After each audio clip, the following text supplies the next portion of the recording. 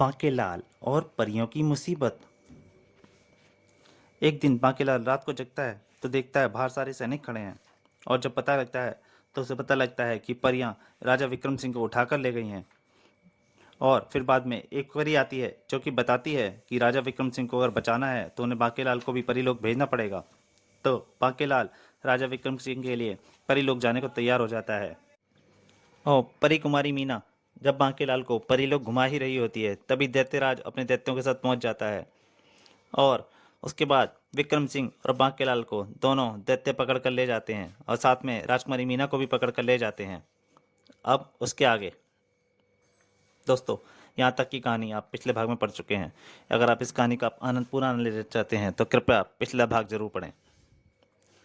हा हा हा, लगता है मौत के सर से यह मानव पागल हो गया है।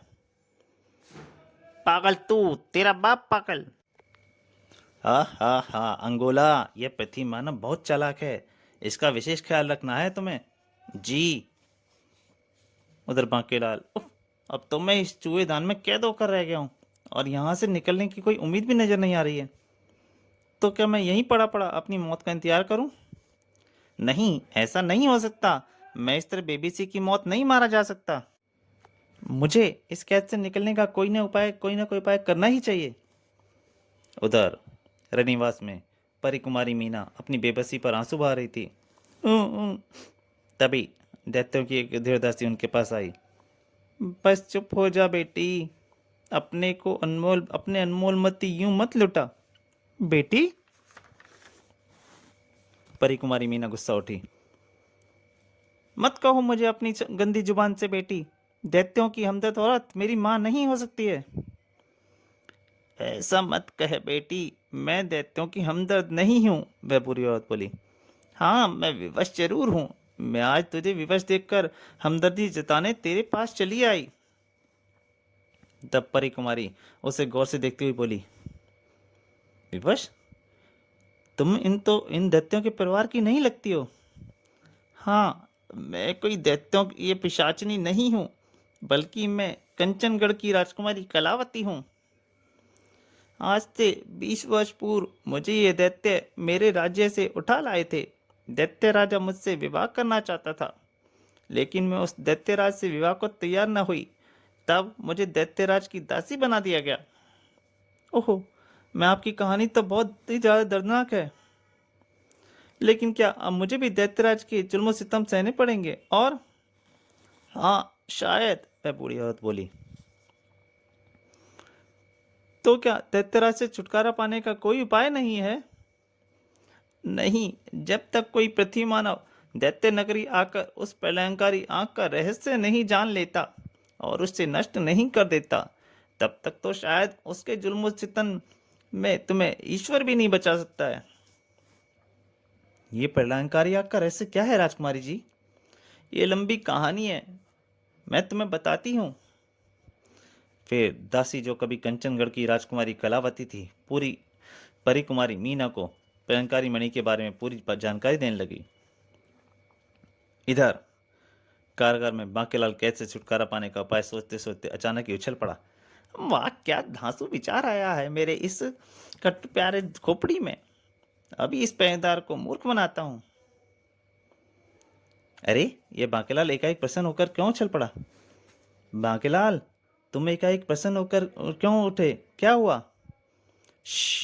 बस महाराज, आप चुप होकर तेल और तेल की धार देखिए, बांकेलाल धीरे से फुसफुसाया।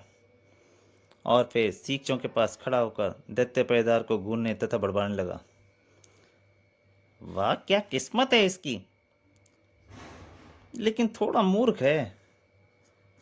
मुकद्दर का धनी होने के बाद भी दैत्य नगरी में कारागार का पहरेदार बना हुआ है बेचारा। हा हा हा। उधर उस दैत्य ने देखा तो बोला, पता नहीं कि यह मानव क्या बड़बड़ा रहा है। तभी बांकेलाल उस दैत्य की तरफ बोल कर बोला, ए भाई, जरा इधर आकर मुझे अपना दायां हाथ दिखाना। ये मेरा दायां हाथ क्यों देखना चाहता है? फिर बाकी तो सब ठीक है, बस ये रेखा थोड़ी गड़बड़ कर रही है। वरना वरना क्या मानव? मैं दैत्य बोल रहा जोर से। वरना क्या मूर्ख, यदि तेरे हाथ की ये रेखा थोड़ी तिरछी होती तो तेरे भाग्य में दैत्य नगरी का राजवैभव लिखा था, यानी तू यहाँ का राजा होता। वह दैत्य चौंक कर बोला, राजा? तो मानव तो मानव ऐसा कोई उपाय है जिसके करने से मेरे हाथ की यह रेखा तिरछी हो सके और मैं यहाँ का राजा बन सकूं? उपाय तो है दैत्यराज, लेकिन मेरे उपाय करने से तुम्हें तकलीफ बहुत होगी। दैत्य नगरी का राजा बनने के लिए मैं कोई भी तकलीफ बर्दाश्त कर सकता हूँ, तुम उपाय करो मानव, वह दैत्य बोला। उधर राजा विक्रम सोच रहा था, आखिर ये बांकेलाल क्या खिचड़ी पका रहा है। और बांकेलाल, वाह, फंस गया पक्षी जाल में। तो फिर जल्दी से दरवाजा खोलकर अंदर आ जाओ ताकि मैं उपाय कर सकूं। मैं अभी आया। हाँ बेटा, मैं अभी द्वार तुझे जहन्नुम का राजा बनाए देता हूँ। जंगोला, अब तुम यहाँ बैठ जाओ और अपनी तलवार मुझे दे दो ताकि मैं तुम्हारे हाथ की रेखा को थोड़ी तिरछी कर सकूं। ये लो, लेकिन रेखा जरा ठीक ही बनाना ताकि कोई कमी ना रह जाए और मैं दैत्य नगरी का राजा बन सकूं। तुम फिक्र मत करो, मैं सब ठीक कर दूंगा। फिर तलवार हाथ में आते ही बांकेलाल ने उसकी गर्दन एक झटके से उड़ा दी। ये ले मूर्ख, बन जा नरक का राजा। आई! उस राक्षस की एक चीख निकली और उसकी गर्दन दूर जा पड़ी। वाह, बहुत खूब। बांकेलाल तेजी से बाहर निकला और, अरे बांकेलाल, ये क्या कर रहे हो? मुझे तो बाहर निकल आने दो। महाराज, आप कुछ देर यहीं रुकिए, मैं बाहर की स्थिति का जायजा ले आऊं। बांकेलाल जैसे ही थोड़ा आगे बढ़ा कि तभी उसे गलियारे में अंत में दो दैत्य पहरा देते दिखाई पड़े। वह ठिठक गया। अरे ये क्या, यहाँ तो दो पहरेदार और हैं और इनसे आंख बचाकर निकलना असंभव है। फिर फिर कुछ सोचकर वह बेखौफ होकर आगे बढ़ने लगा। उसे अपनी तरफ दोनों दैत्य पहरेदारों ने देख लिया। अरे यह क्या, यह मानव कारागार से कैसे निकल आया? हाँ। अगले ही पल, ठहरो मानव, रुको वरना तुम्हारी गर्दन धड़ से उड़ा दी जाएगी। तब बांकेलाल हंस पड़ा। हा हा हा हा हा, आखिर तुम लोग भी धोखा खा गए। मूर्खो, मैं पृथ्वीवासी नहीं बल्कि तुम्हारा साथी जंगोला हूँ। मानव, तू हमें मूर्ख समझता है क्या? बकवास करता है। बकवास नहीं दोस्तों, मैंने उसी पृथ्वीवासी से किसी भी व्यक्ति के रूप में धोखा देने की विद्या सीखी है। हमारी तुम्हारी बात पर जरा भी यकीन नहीं है। अभी यकीन आ जाता है। तुम दोनों को बस एक पल के लिए तुम लोग अपनी आंखें मत बंद करो, मैं अभी अपने असली रूप में आ जाता हूँ। ठीक है, हम आंखें बंद करते हैं, तुम जल्दी से अपने वास्तविक रूप में आ जाओ। यदि ऐसा हुआ तो यह बहुत बड़ा चमत्कार होगा, दोनों दैत्य बोल उठे। मूर्खो, बस एक बार तुम्हारी आंखें बंद करने के देखो, फिर तुम लोग कभी अपनी आंखें खोल ही नहीं पाओगे। और फिर जैसे ही दोनों ने अपनी आंखें बंद की, बांकेलाल की तलवार चमक उठी। आ आ ये देखो प्यारे, मेरी असली रूप। यह दृश्य छत पर खड़े कन्या राक्षस ने भी देखा था, क्योंकि बांकेलाल उन दोनों को मारने के बाद भाग निकला था। ओह, ये पति मानव तो मेरे साथियों की हत्या करके भाग रहा है। अगले ही पल वह चिल्ला उठा, प्रतिवासी कारागार से भाग रहा है, उसे पकड़ो। मानव, तू चारों ओर से गिर चुका है, अतएव अपने आप को हमारे हवाले कर दे। मारे गए। परंतु तभी उसका किसी ने हाथ पकड़ा और वह ऊपर उड़ने लगा। अरे यह क्या, ऐसा लगता है कि कोई अदृश्य शक्ति मेरा हाथ पकड़कर ऊपर खींच रही है। अरे यह मानव तो ऊपर हवा में उठ रहा है। उफ, यह कौन सी मुसीबत है जो मुझे उड़ाए लिए जा रही है कहीं। तभी अदृश्य सुमन परी की आवाज बांकेलाल के कानों में से टकराई। घबराओ नहीं बांकेलाल, मैं सुमन परी हूँ और तुम लोगों की मदद के लिए ही आई हूँ। क्योंकि इस समय मैं अदृश्य हूँ, इसलिए तुम मुझे नहीं देख सकते। फिर अदृश्य परी ने उसे अदृश्य जादुई कालीन पर खींच लिया। बांकेलाल, यह अदृश्य जादुई कालीन है, इस पर पैर रखते ही तुम भी उन दैत्यों की नजरों से अदृश्य हो चुके हो। अब वे तुम्हारा पीछा करके तुम्हारा कुछ भी नहीं बिगाड़ सकते। चलो जान बची, बांकेलाल ने सोचा। बांकेलाल, तुम इस कालीन पर यह मौजूद रहना, मैं जरा राजा विक्रम सिंह और राजकुमारी मीना की खोज खबर लेती हूँ। ठीक है। फिर सुमन परी जादुई कालीन से उतरकर अदृश्य रूप में दैत्य नगरी की ओर उड़ चली। उधर जादुई कालीन पर बैठा बांकेलाल सोच रहा था। बेटा बांके, बड़ी मुश्किल से तेरी जान इन दैत्यों से बची है, अतः वह अपनी भलाई चाहता है तो तुरंत ही पृथ्वीलोक का रास्ता पकड़ ले। अगले ही पल वह जादुई कालीन से बोल उठा, ए जादुई कालीन, मुझे पृथ्वीलोक ले चल। भाड़ में जाए ये परियां और राजा विक्रम सिंह, मैं तो चला पृथ्वीलोक। फिर जब बांकेलाल परीलोक से होकर गुजर रहा था तो एकाएक चौंक उठा। अरे, यह तो परियों की आराध्य देवी की वही प्रतिमा है जिसकी तीसरी आंख किसी बहुमूल्य हीरे से बनी है। क्यों ना मैं चलते चलते परियों की आराध्य देवी की तीसरी आंख निकाल लूं और फिर उस बहुमूल्य आंख को पृथ्वीलोक में बेचकर पृथ्वी के किसी भी कोने में ठाठ से अपना जीवन गुजारूंगा। दिमाग में बस शरारत के जन्म लेते ही वह उसी प्रतिमा के पास पहुंचा और प्रतिमा के माथे पर उड़ा तीसरा नेत्र निकालने लगा। वाह, वाकई मुझे पृथ्वी पर इसकी अच्छी कीमत मिलेगी। ही बांकेला ये सोचकर खुशी हो रहा था, परंतु उसे ये नहीं पता था पीछे एक परी उसे देख रही है। अरे, ये पृथ्वी मानव क्या कर रहा है? मुझे तुरंत ही इसकी खबर परी रानी को देनी चाहिए। फिर जैसे ही बांकेलाल अपना प्रयत्न में कामयाब हुआ कि तब तक सभी परियां उसके पीछे पहुंच चुकी थीं। अरे बांकेलाल, ये तुमने क्या अनर्थ कर दिया? हम मर गए। बांकेलाल हड़बड़ाहट में इतना डर गया कि उसके हाथ से वह आंख छूट गई और नीचे गिरकर टूट गई। पटाख! आराध्या देवी की तीसरी आंख के जमीन पर गिरकर नष्ट होने की देर थी, तभी उन्हें ऐसा लगा कि दूर कहीं प्रलय आ गई थी। अरे, यह आंख की लपटें तो राक्षस से उठती लगती हैं। हाँ, ऐसा लगता है मानो दैत्य नगरी में प्रलय आ गई है। बांकेलाल ने एक पल के लिए परियों का ध्यान अपनी तरफ से हटते पाया तो, बांके बेटा, भाग ले यहाँ से, मौका अच्छा है, किसी का भी ध्यान तेरी तरफ नहीं है। और जैसे ही भागने लगा तभी, महारानी जी, वह देखिए, पृथ्वीवासी भागने की कोशिश कर रहा है। अगले ही पल परी रानी के आदेश पर उसे पकड़ लिया गया। ले चलो इस मूर्ख को। इसने हमारी आराध्य देवी का तीसरा नेत्र निकालकर न केवल हमारी आराध्य देवी को अपमानित किया है, साथ ही इसके ऐसा करने से संपूर्ण परिलोक गहरे संकट में फंस गया है। फंस गए बेटा बांकेलाल, अब तो तेरी यह दुर्गति होगी तो खुद खून के आंसू रोएगा। अब हम इसे ऐसा कठोर दंड देंगे कि दुनिया याद रखेगी। जी परी रानी, मुझे क्षमा कर दो। बांकेलाल अपनी बात पूरी कर पाता कि तभी, माँ! परी रानी सुमन वापस आ गई थी और राजा विक्रम सिंह को भी लेकर आ गए थे परी कुमारी मीना के साथ। अरे, मेरी बेटी वापस आ गई। क्या? परी कुमारी मीना, राजा विक्रम सिंह व सुमन परी दैत्यों कैद से वापस आ गए हैं। फिर दोनों माँ बेटी के लिए मिले। माँ, मेरी बेटी, मेरी चांद, तू वापस आ गई। मैंने तो सोचा था। परंतु उसकी बात पूरी होने से पहले ही एकाएक मीना परी के जैसे कुछ याद आया। अरे माँ, यह तो बताओ, आराध्य देवी के माथे पर जुड़ी तीसरी व रहस्यमयी आंख को किसने नष्ट किया है? परी कुमारी गुस्से बोली, इस दुष्ट बांकेलाल ने। इसने? परंतु परी कुमारी मीना बीच में ही बात काटकर बोली, वाह बांकेलाल जी, आज आपकी वजह से ही न केवल दुष्ट दैत्यों को कैद से आजाद हो पाई हूँ, बल्कि आपके ही कारण हम परियों को उन दुष्ट दैत्यों से हमेशा हमेशा के लिए मुक्ति मिल गई है। बांकेलाल मनी मन सोच रहा था, ये क्या कह रही है, मेरी तो कुछ समझ में नहीं आ रहा है। परंतु वह चुप रहा। इधर परी रानी भी आश्चर्य में थी। वह तुरंत बोल उठी, ये तुम क्या कह रही हो बेटी?